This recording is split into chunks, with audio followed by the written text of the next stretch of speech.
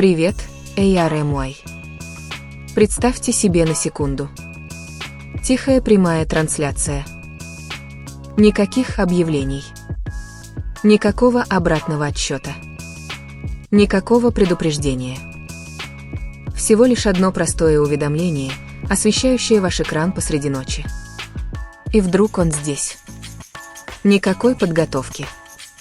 Никакого нагнетания обстановки. Никакого времени на осмысление. Просто он. И каким-то образом, незаметно для всех, два простых слова вот-вот изменят все. Раскрыл ли Ким Тэ Хён, более известный как Ви, больше, чем планировал в тот вечер? Или мы все стали свидетелями тонкого намека, разворачивающегося прямо перед нами, в реальном времени, даже не заметив его сначала? Потому что иногда самые важные моменты не сопровождаются громкими заявлениями. Они не сопровождаются заголовками. Они не сопровождаются объявлениями. Иногда они шепчут. И если вы моргнете, вы их пропустите. Все началось как обычно. Ничего особенного. Ничего драматичного. Никакого большого расписания. Никакого тизера. Никаких загадочных постов. Никаких сообщений типа «что-то грядет» от компании. Просто обычный вечер. Лента новостей была тихой. Почти слишком тихой. Фанаты неторопливо листали ленту. Смотрели старые клипы. Пересматривали выступления. Делали то, что обычно делают в спокойные вечера. Все казалось рутинным. Предсказуемым. Спокойным. А потом появилось уведомление. Прямая трансляция. Из ниоткуда. Совершенно без предупреждения. Просто его имя. И мгновенно тысячи, а затем сотни тысяч людей одновременно хлынули туда. Он не создавал ощущения грандиозности. Он не создавал ощущения события. Это не было постановочным. Это не было запланированным. Это не было нарядно. Это было просто. Он. Сидящий там. Выглядящий расслабленным. Выглядящий мягким. Выглядящий самим собой. Тэ Хён. Спокойный, как всегда. Освещение вокруг него было теплым и мягким, словно маленькая лампа в тихой комнате. Ничего резкого. Ничего кричащего. Просто мягкие тени, естественно падающие на его лицо. Он слегка откинулся назад. Расслабленная поза. Растрепанные, но идеальные волосы. Та знакомая ночная энергия, которую он так легко излучает. Такое присутствие, которое не пытается привлечь внимание. Но каким-то образом все равно притягивает тебя ближе. Как гравитация. Ты даже не замечаешь, что наклоняешься. Но ты наклоняешься. Он улыбнулся. Маленькой. Застенчивой. Почти сонной. Затем он поправил камеру. Поздоровался тем низким, теплым голосом, который больше похож на утешение, чем на звук. И сразу же все стало нормальным. Комфортно нормальным. Слишком нормальным. Потому что ничто в первые несколько минут не предвещало, что этот стрим позже станет одним из самых просматриваемых роликов всей недели. В тот момент это просто казалось еще одной тихой ночью с ним. Просто разговор. Просто дыхание. Просто совместное существование с фанатами. Без скрытых мотивов. Без представления. Просто присутствие. И честно говоря, в этом всегда заключалось его очарование. Прошли минуты.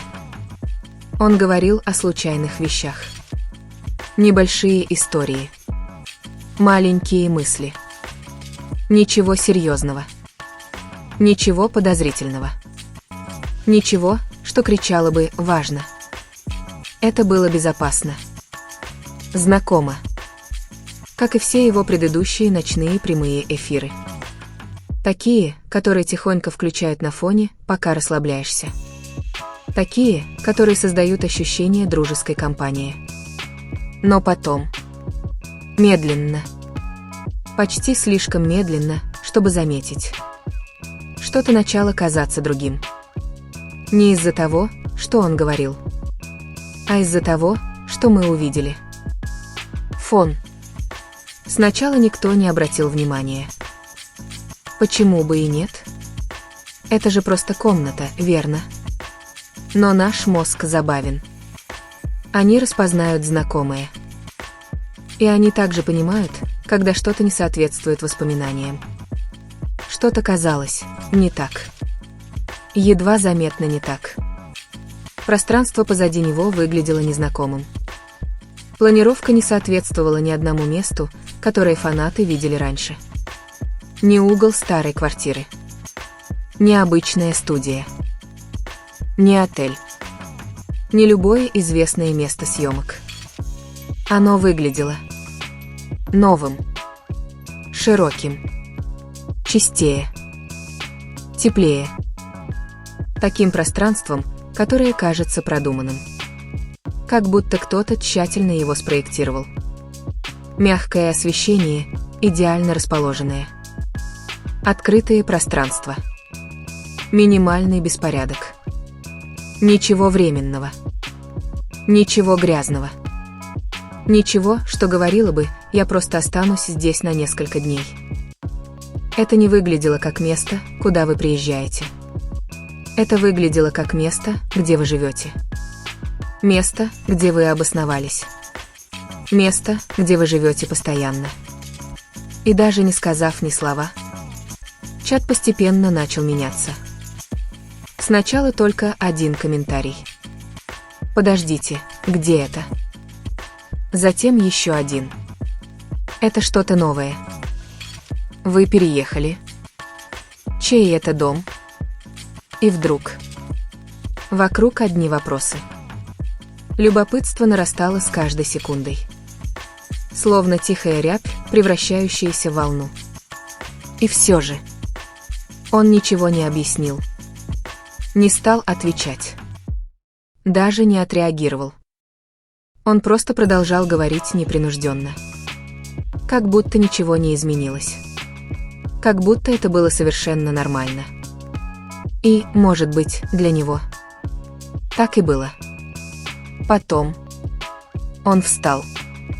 И вот тогда все изменилось. Тихо. Но полностью. Обычно во время прямых эфиров он сидит. Может быть, регулирует камеру. Может быть, наклоняется ближе. Но ходить, показывать пространство – это редкость. Поэтому, когда он встал, все инстинктивно обратили внимание. Он начал двигаться. Медленно. Комфортно. Естественно. Не скованно. Неосторожно. Не как человек, боящийся показать слишком много. Просто расслабленно. Как будто мышечная память направляет каждый шаг. Как будто человек знает это место наизусть. Камера следовала за ним. Спокойно. Контролируемо. Целенаправленно. Почти так, как будто он точно знал, сколько показать. И точно. Сколько всего нужно скрыть. Диван на секунду. Проходя мимо по коридору. Мягкий свет, отражающийся от чистых белых стен. Тихая атмосфера. Личная. Интимная. Непостановочная. Не украшенная для гостей. Просто обжитая. И самое странное. Он не выглядел как гость. Он не выглядел как гость. Он не выглядел как тот, кто проводит экскурсию. Он выглядел как дома. Абсолютно как дома. Никакой нерешительности. Никаких неловких пауз. Никакой энергии, куда мне опять идти. Просто чистая непринужденность. Как будто каждый уголок принадлежал ему. Как будто каждый шаг был сделан сотни раз до этого. А потом... это случилось. 2 слова. Такие маленькие. Такие простые. Почти небрежные. Наш дом. Не подчеркнутое. Не драматичное. Не выделенное. Просто вырвалось небрежно. Как дыхание. Как самая обычная фраза на свете. Наш дом. И в ту же самую секунду время остановилось. Чат взорвался. Сообщения летели быстрее, чем кто-либо успевал их прочитать. Мгновенно воспроизводились отрывки. Люди спрашивали: «Подождите, что он сказал? Он сказал наш? Не мой. Наш». Такое крошечное слово. Такое обычное. Но каким-то образом оно имело вес. Тяжелый вес. Потому что слова имеют значение. Особенно его. Особенно, когда они произносятся естественно. И прежде чем кто-либо успел это осмыслить. Он упомянул Чон Чингука сразу после этого. Так близко по времени, что это почти казалось кинематографическим. Как будто Вселенная так смонтировала. Не навязано. Не запланировано. Просто идеально совпало. Наш дом. Чингук. Сразу после. А интернет? Он сошел с ума. Но вот что сделало это еще громче. Он не поправился. Не засмеялся. Не сказал: «А, я имею в виду мой дом». Ничего не уточнил. Ничего. Он просто продолжал говорить. Спокойно. Сдержанно. Невозмутимо. Как будто он даже не понимал, что говорит. И, может быть, как будто он точно понимал, что говорит. И не считал, что это нуждается в объяснении. Это тишина. Она говорила громче любого заявления. Через несколько минут фанаты превратились в детективов. Повторы. Приближение. Замедленная съемка. Кадр за кадром. Он подчеркнул слово «наш». Он взглянул куда-то. Кто-то был за кадром. Тень двигалась. Анализ каждой мельчайшей детали. Но в глубине души дело было не в доказательствах. Дело было не в подтверждении. Все дело было в чувствах. Потому что в тот вечер в Тэхёне было что-то другое. Уравновешенный. Спокойный. Уверенный. Он не казался торопливым. Не казался рассеянным. Не казался временным. Он выглядел спокойным. Комфортным. Непоказная радость. Непоказная радость. А тихое счастье. Такое, которое не выставляется на показ. Такое, которое просто существует. Такое, которое возникает, когда ты наконец чувствуешь себя как дома. И постепенно. Сам дом стал частью истории. Каждая деталь имела значение. Расстановка мебели. Тон освещения. Размер комнаты. Даже эхо его шагов. Это было что-то новое. Он жил здесь несколько месяцев. Как долго это происходило тихо? Никто не знал. И эта тайна делала все сильнее. Потому что громкие объявления создают заголовки. А тонкие моменты, они порождают одержимость.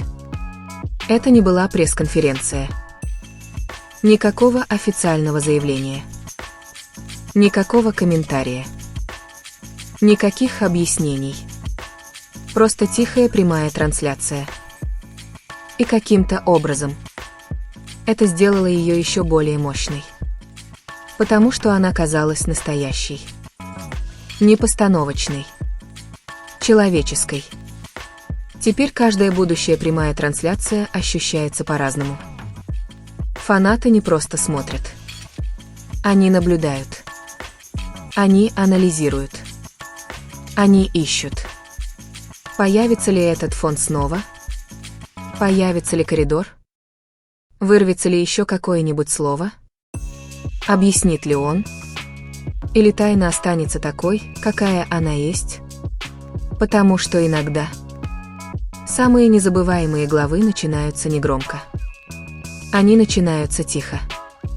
С улыбкой. Спокойным голосом. Спокойной комнатой. И одним маленьким словом, которое остается в памяти еще долго после того, как экран гаснет. Может быть, он не раскрыл слишком много. Может быть, он раскрыл именно то, что хотел. Не больше. Не меньше. И именно эта тихая перспектива заставляет всех продолжать смотреть BTS.